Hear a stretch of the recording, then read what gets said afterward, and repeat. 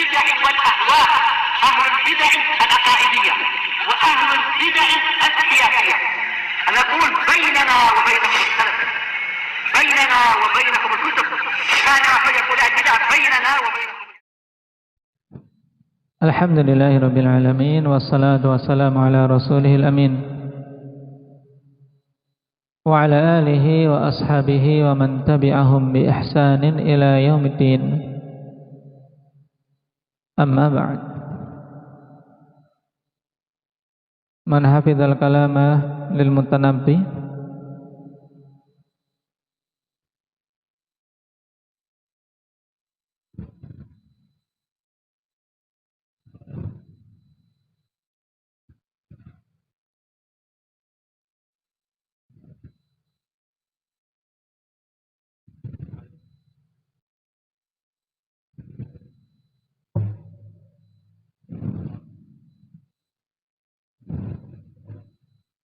Baik. Nah. Wa kam min aibin qawlan sahiha wa afatuhu min al-fahmis saqimi. Dan yang lebih pedas lagi perkataan Bakhdari, alayya nahtul qawafi min maqati'iha wa ma alayya lahum an tafhamil baqaru.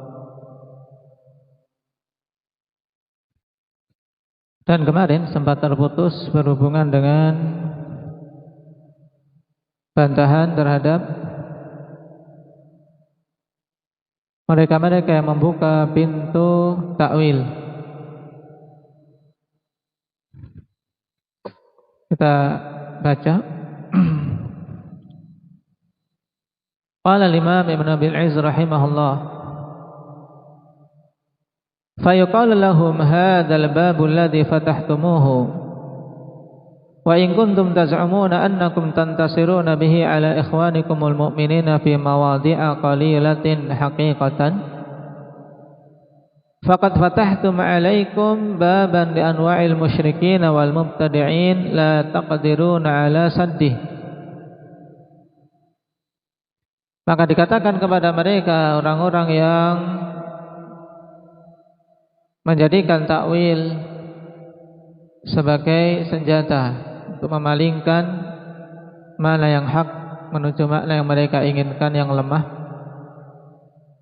Dikatakan pintu yang kalian buka ini, walaupun kalian menyangka atau mengklaim bahwasanya kalian menolong dengannya saudara-saudara kalian kaum mukminin di tempat-tempat yang sedikit secara hakiki, namun sungguh kalian telah membuka pintu bagi berbagai macam jenis orang-orang musyrikin dan ahli bidah yang kalian tidak akan mampu untuk menutupnya.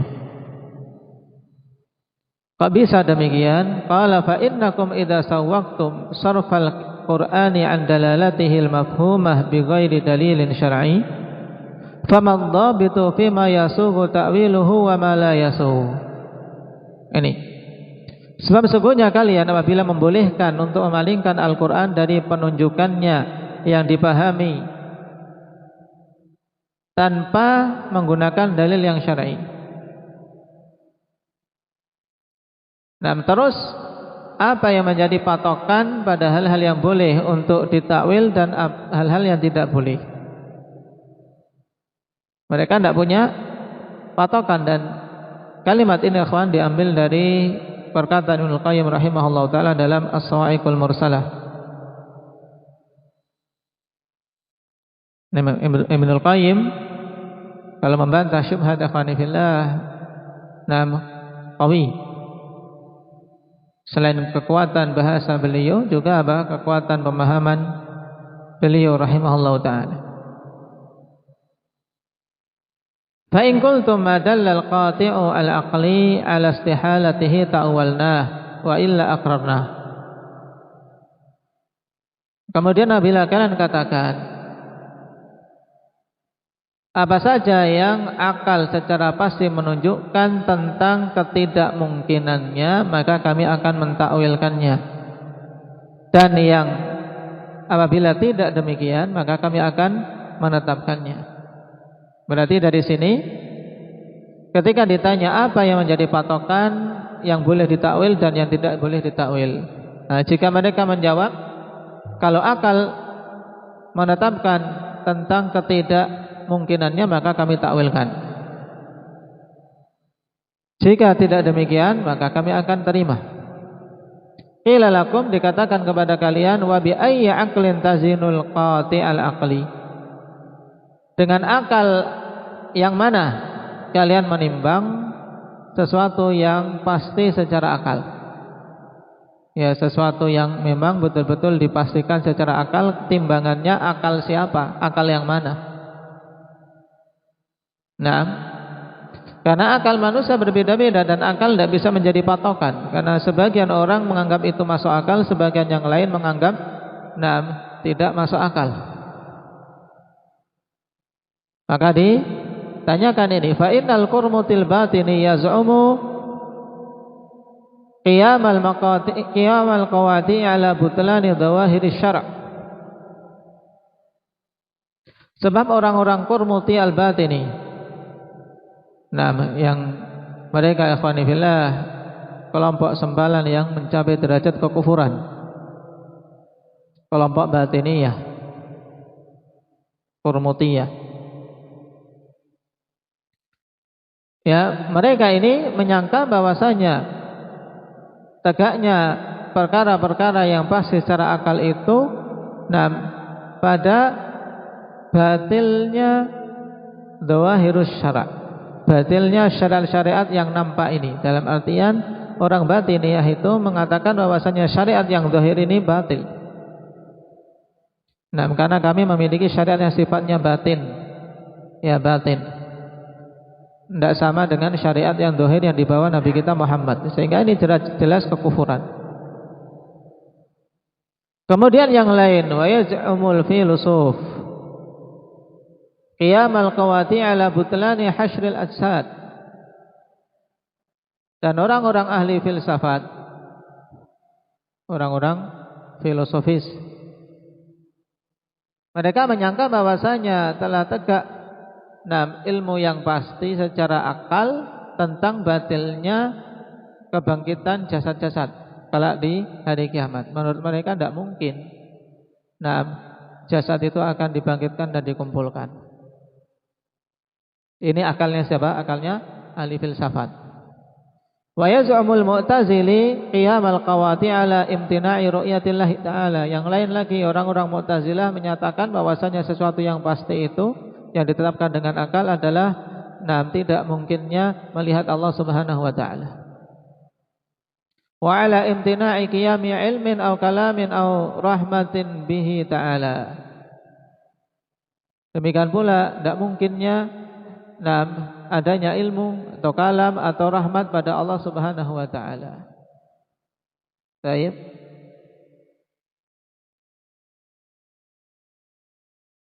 Wa babut ta'wilati allati yadda'i ashabuha wujubuha bil ma'qulati a'zamu min an tanhasira fi hadzal maqam. Dan pintu takwil-takwil yang diklaim oleh para penganutnya tentang wajibnya untuk mentakwilkan dengan sesuatu yang masuk akal di sisi mereka itu lebih besar untuk kita batasi di tempat ini. Dalam artian pintu takwil sangat banyak. Tidak mungkin untuk ditutup kalau sudah dibuka pintu takwil. Karena masing-masing kelompok menyatakan dengan akal mereka sendiri-sendiri yang bertentangan dengan kelompok lain. Sebab akal tidak bisa jadi patokan. Wa yalzamu hina idzin mahdurani 'aziman, dan berkonsekuensi ketika itu dua perkara besar yang terlarang. Apa itu? Ahaduhuma, yang pertama, alla nuqirra bi syai'in min ma'anil kitabi wa sunnah hatta nam'atha qabla dzalika buhutsan tawilatan 'aridatan fi imkani dzalika bil aql. Konsekuensi yang pertama, untuk kita tidak menetapkan sesuatu pun dari makna Alkitab dan Sunnah sampai kita membahas, mencari sebelum itu dengan pembahasan yang panjang sekali tentang kemungkinan hal tersebut secara akal. Mungkin tidak secara akal. Kalau tidak mungkin berarti harus kita palingkan dari makna yang zahir. Kalau mungkin baru diterima. Ini panjang prosesnya. Padahal kita butuh iman dengan serta-merta ketika datang berita dari Allah Subhanahu wa taala. Wa kullu ta'ifatin minal mukhtalifina fil kitabi yad'una anna al-aqla yadullu ala ma dhahabu ilaih faya'ulul amru ilal hayrah. Dan setiap kelompok yang berselisih tentang Alkitab, mereka mengklaim bahwasanya akal menunjukkan apa-apa yang mereka berpendapat dengannya. Ya, yang mereka pilih. Mengklaim akal kami menunjukkan inilah yang benar. Sehingga perkaranya kembali kepada hayrah, kebingungan, semua bingung. Apalagi kalau dapat orang yang lebih cerdas, yang lebih pintar ngomongnya akan bingung. Besok lagi datang muncul yang memberikan ide-ide, memberikan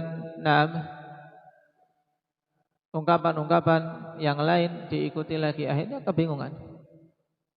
Jadi ini yang pertama, intinya apa? Berarti seseorang kalau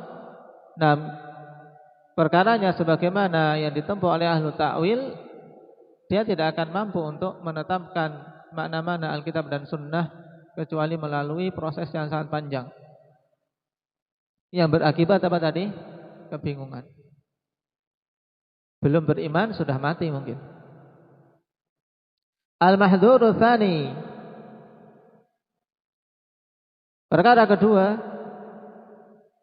yang harus dicegah, yang merupakan konsekuensi dari prinsip ahli ta'wil, anal quluba tatakhalla 'anil jazmi bi syai'in ta'taqidu.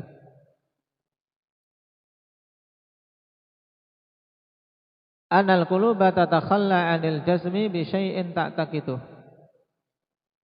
Ya, sama.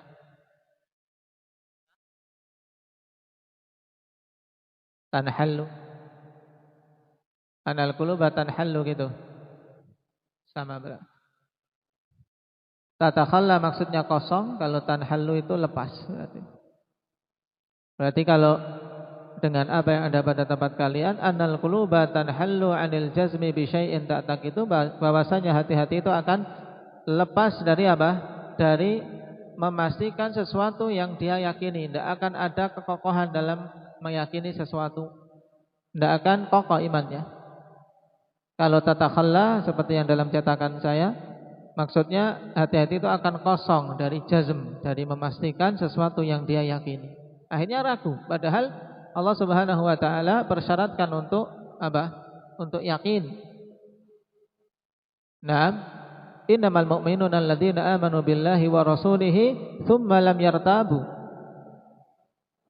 Naam, hanyalah orang yang beriman kepada Allah dan Rasulnya itu, hanyalah orang yang beriman itu yang beriman kepada Allah dan Rasulnya kemudian tidak ragu.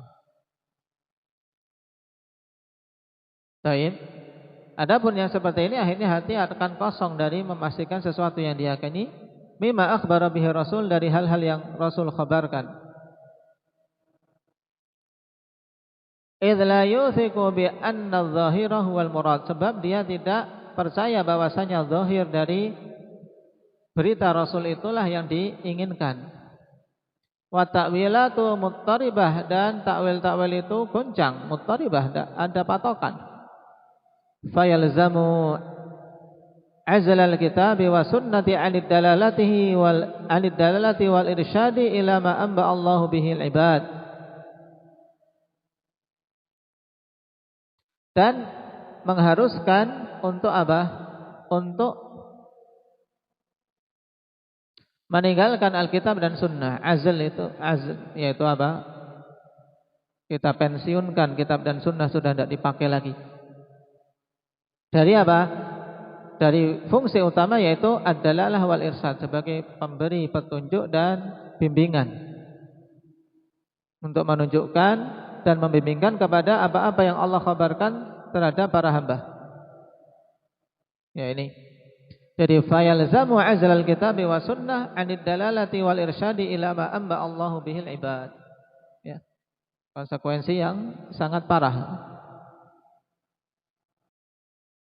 Nah, karena apa? Mengharuskan untuk kita tinggalkan Alkitab dan Sunnah dari penunjukannya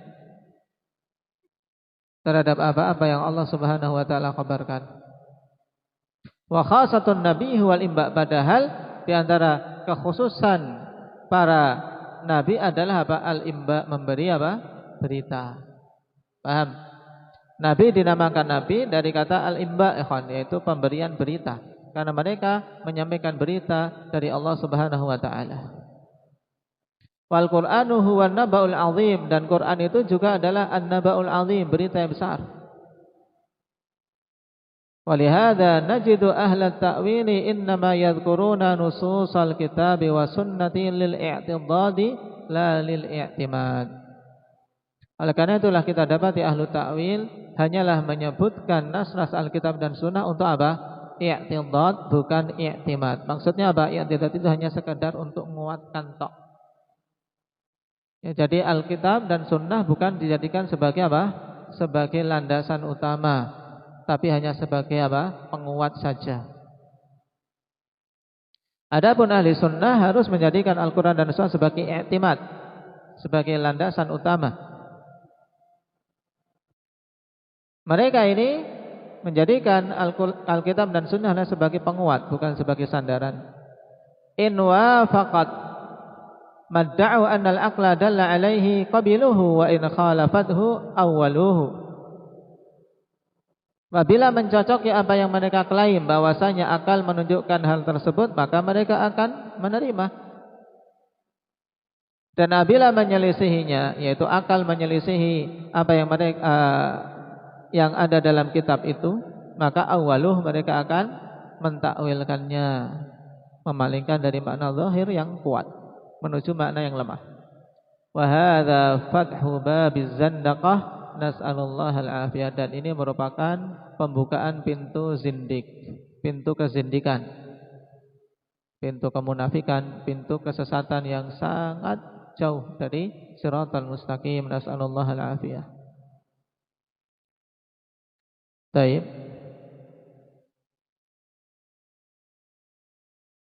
Jadi kesimpulannya akhwan tentang makna ta'wil. Nah, ada 3 penggunaan utama. Yang pertama ta'wil dalam nas-nas Alkitab dan Sunnah, maknanya antum ingat. Yang kedua ta'wil dalam istilah apa? Mutaqaddimin, dari para salaf ahli tafsir, antum ingat juga. Kemudian yang ketiga di kalangan mutaakhirin dari ahli filsafat, ahli kalam, para fuqaha. Nah, dan ini kemudian menjadi lebih masyhur pada zaman sekarang, kawan, istilah ta'wil ini, yaitu apa? Sarful lafadz, anil ihtimalil rajih ilal ihtimalil marjuh. Yang ta'wil dengan makna ini ada 2 kemungkinan. Kalau pemalingan itu didukung oleh qarinah dan hal-hal yang menunjukkannya, maka disebut apa? Disebut apa? Mutaifah. Ta'wil yang sahih atau masuk dalam tafsir juga. Tapi kalau pemalingan tersebut tidak dibangun di atas qarinah, maka disebut apa? Indak Ismail, ta'wilun fasid, yang kemudian istilah khususnya tahrif. Nah, kemudian akhwan, pembolehan tahrif ini maka akan membuka pintu kesesatan yang sangat luas. Dan semua ahli batil akan mengklaim apa yang mereka tempuh itu apa? Sebagai suatu kebenaran. Itu jelas. Setiap ahli batil mesti mereka ikhwan memiliki sesuatu yang dijadikan sebagai pegangan untuk menguatkan kebatilannya. Semua tahu Al-Quran dan Sunnah itu apa? Sebagai landasan kaum mukminin. Maka mereka akan mentakwilkan itu. Akan mereka palingkan ke kanan, ke kiri. Taib. Karena akal dari masing-masing kelompok berbeda-beda. Dan juga di akhir disebutkan 2 perkara yang besar yang menjadi konsekuensi batil dari takwil yang kalau mau ditempuh oleh suatu kelompok akan terjadi 2 hal yang dilarang ini. Nah, yang pertama apa tadi, Rifki?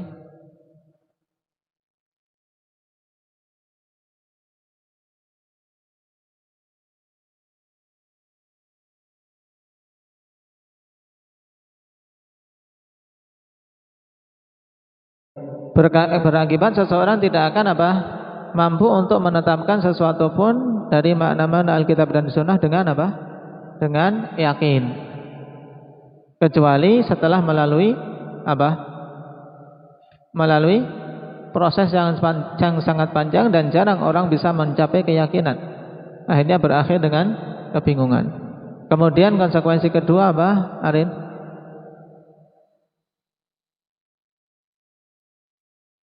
Nah, hati akan kosong dari memastikan apa yang dia yakini. Nah, akhirnya dipenuhi keraguan-raguan terus dan guncang. Nah, akhirnya ya terbuka baginya pintu kezindikan. Nasallallahu taufiq wa sadad. Mungkin itu dulu. Subhanakallahumma bihamdika asyhadu an la ilaha illa anta